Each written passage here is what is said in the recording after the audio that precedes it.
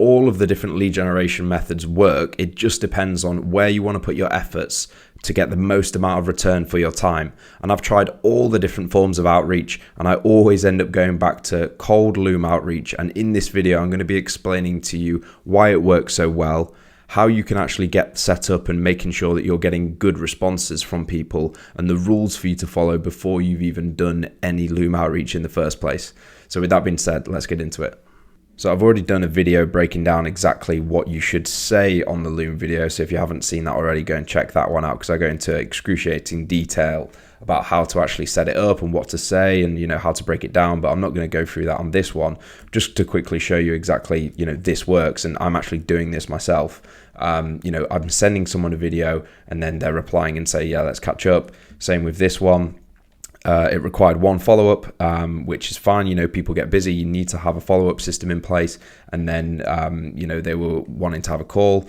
Phil, this guy replied, and then he's actually became my client, so on and so forth. So the reason why it gets such a high response rate and, people are willing to actually have a call with you is because of the law of reciprocity. So when you're giving value, and if you're doing this right and you actually follow the rules and you actually look at that video that I've done before where it goes through exactly what to say, people feel inclined to actually go and reply to you because you've put effort in it up front. So if I just go back, even in that example there, like he sent a 2-minute voice note back to me just because I've sent him a 3-minute video. Like that doesn't normally happen, especially if you compare it against cold email. Like you get put into a different category of person when you're doing cold outreach just by cold email, and you're not offering anything of value. Because if you're actually sending someone a video that's pure value, they're gonna at least entertain it. And even if they're not interested, generally a lot of the time they say, thank you very much for the video, but this isn't the right time for me. And then that's fine. You can always follow up with them at a later stage. But the reason why it works so well is because it builds trust before you've even asked them to go and have a sales call or whatever your sort of sales mechanism is. And I've put trust here because this is pretty much what Google just did a recent study, and they basically looked at what needs to happen before someone buys your stuff. So what needs to happen before someone becomes a client. So it basically explains someone needs to have at least 7 hours of exposure of your content across 11 different touch points. So they've interacted with your brand or your company or you across 7 different touch points over 4 separate locations. So they might have seen you on YouTube, LinkedIn, email, whatever it may be, or a sales call, like whatever it may be. So I'm not saying that a 3-minute loom video is going to cover this, because it clearly doesn't. It's not 7 hours. But this is just a weapon for you to be able to get someone onto that next step. So you sent them a video. Yeah, they might check out your Instagram. They might check out your LinkedIn page. They might entertain a call with you. Like whatever your sales mechanism is, the loom video isn't the sales pitch. We want to get them to the next stage. So that is why it works so well, because of the trust element. And if you set this up correctly and you follow the rules, then someone is actually going to trust you just that a little bit more. So, they weren't on the fence, they were miles off the fence. And now with that loom video, you've got them on the fence. And now obviously you need to go and do the closing on that. So there's 4 key rules that I follow. So the first rule is making sure your setup is good. And I'm not talking about like the hook or anything like that. I'm talking about the physical setup. And basically what that means, and what I'm trying to say there, is have a good camera setup. So make sure the screen isn't blurry and they can actually see your face. So what I do is I have a 4K webcam that I use just to put it on top of my laptop, and they can actually crystal clearly see my face. They can see me smiling, yada, yada. And then, the lighting, make sure that, they can actually see your face. If you've got a bright light behind you, they're not going to be able to see what your facial expressions are and your body language is. So that actually helps when someone can actually see you clearly. What's your microphone saying? Have you actually recorded a video? Sometimes what I'll do is I'll record a video, make sure that the microphone setup is good and they can actually hear me well. There's no background noise going on, and just making sure that you've got a bit of a professional looking background. You don't have to be at the Ritz. I'm literally just saying that there's no mess in the background. There's not people walking behind you, because it just turns people off. So that's the first rule, pretty simple. The second rule is just having pure conviction when you're actually talking. So that is critical as well. So in that first 10 seconds, like all I do is just take a breath and think about what I'm actually going to say. And in that video before that I've created, I've explained to you what exactly you should say in the first 10 seconds, because that is, if someone doesn't get past that first 10 seconds, they're not going to watch the end and they're not going to go to that call to action.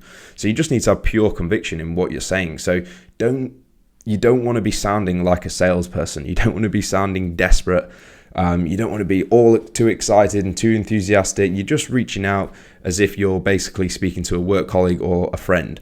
It's pretty casual. You're not trying to sell someone straight away. If you give that energy and you give that aura, then it's just not going to do well for you, because someone's just going to put you in that bucket of people where they think, oh God, this guy's trying to sell me something. And then again, your tonality here. So there's key specific bits where you really want to focus on your tonality to make sure that, okay, if you're really trying to home in the point of, okay, this is the call to action, this is what I want you to do, or maybe the tonality where I speak about in the other video where you might incorporate a little bit of humor. You need to sound like you're not a salesperson. And then the most important thing here is give value. So when I talked about that law of reciprocity, you need to make sure, and what I always try and do is try and give them a quick win on that video. Say, oh, I actually noticed X, Y, and Z. If you did this would probably help you there. I don't know if you've had a look into that. But anyway, that sort of ties into exactly why I was reaching out. And then it leads into that. So you're giving a little bit of value up front, and they don't want to go away from this call and think, oh God, I've got to do X, Y, and Z, and who's this random guy that's reached out to me? It needs to be genuine. You need to give good value up front. So those 4 rules really help me actually go and get responses. And 1 in 3 Loom videos that I send at least gets a response, whether that's a positive or a negative response. Sometimes you'll send 1 in 3 and then get a meeting. Like it's crazy. So you're probably thinking, there's different methods to use, and those are just 3 examples where you could use Instagram DMs. You could send someone a Loom video with an Instagram DM. You could send it on LinkedIn. You could send it on email, like whatever you want to do, X, it doesn't matter. But the reason why it's so powerful is you decide who you're reaching out to. So it's similar to a cold call, but at least you know exactly who you're reaching out to. Yeah, even if you're doing cold calls, you might exactly know who you're reaching out to. But what I always do, and what I get my clients to do, is have a dream 100 list, so a hit 100 list. Who are these clients who you really want to spend a bit more effort with to actually get them on board and get them into your pipeline? Yeah, you're going to have to spend, say, 3 minutes to record it, 2 minutes to actually set up the Loom, get all the assets ready, get the email ready, get their website ready, have a little scan of their website or, their social media presence or whatever it may be, to actually go and send it. It's going to take you, 5 minutes. But, if you put that value in up front, and what I always do is do this with my hit 100 list, that is going to help you build your pipeline a lot quicker. And you can do cold email, you can just spray and pray, but my philosophy and my approach is, doing it a lot more targeted, so then you can actually work with the people who you want to work with. So all you've got to do is you decide who you're reaching out to, and then you plan exactly what you're going to say, and then you plan exactly how you're going to give value, and then that is how you're going to be able to fill your pipeline with qualified leads. And people get caught up in terms of, where should I be sending it? Like, should I be sending the Loom video first? Should I be sending the Loom video in the second email? Well, all you need to do is try and test different things. In general, what I do is I just send it straight away up front. Like, there's more curiosity in that. If someone's sending you a Loom video up front like that, and it's scanning over someone's website, there's going to be pure curiosity there. And you can see, obviously, I'm trying to smile within that first 3 seconds so I don't look like a psychopath. But yeah, so people get caught up. All you need to do is just figure out, okay, what platform do my clients actually hang out on? Is it going to be Instagram? Cool, send it on Instagram. Is it going to be on LinkedIn? Sweet, send it on LinkedIn, whatever it may be. But the key thing is you need to have a follow-up system in place. So let's say your ideal clients are on Instagram and you've sent, 20 Looms and you haven't followed up with any of them. Well, you should be following up with them in the first place. But if you haven't followed up with any of them on a different platform, then you're going to be losing out, because people just may not have seen it. On Instagram, your message might have gone into the requests. On LinkedIn, the inbox is so shit that if you send it on there, someone just literally might not have seen it. Like, the UI on LinkedIn is fucking terrible. So, you need to make sure that you're reaching out to people on email as well, or whatever other social media platforms, so they can see it. And you don't have to give your life story. You're basically just saying, hey, I've made this video, can you what's your thoughts, basically. So make sure you've got a decent follow-up system in place, whether you do it yourself, whether you track it on a sheet, whatever it may be. Just make sure you've got it in there. And you can also see on Loom, people have actually viewed your Loom, so then you can go and follow up with those people. So to make sure you can track all of that information.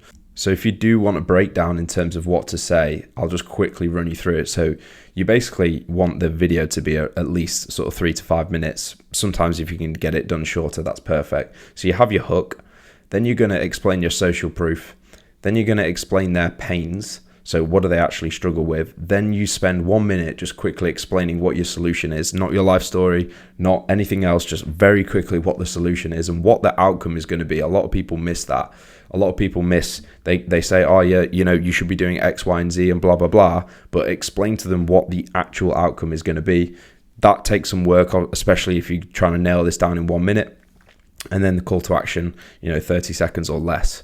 And as you start to get good at these, you can bang these out pretty quickly. Like it's not, 3 minutes. Obviously, you're going to have some like 1 to 2 minutes of prep if you've got everything sort of laid out perfectly. But you can bang those out very quickly. You can start getting good results. And, typically with me doing this, I usually book 3 to 5 meetings a week if I'm really going at it and I've got enough time to actually go and do the outreach.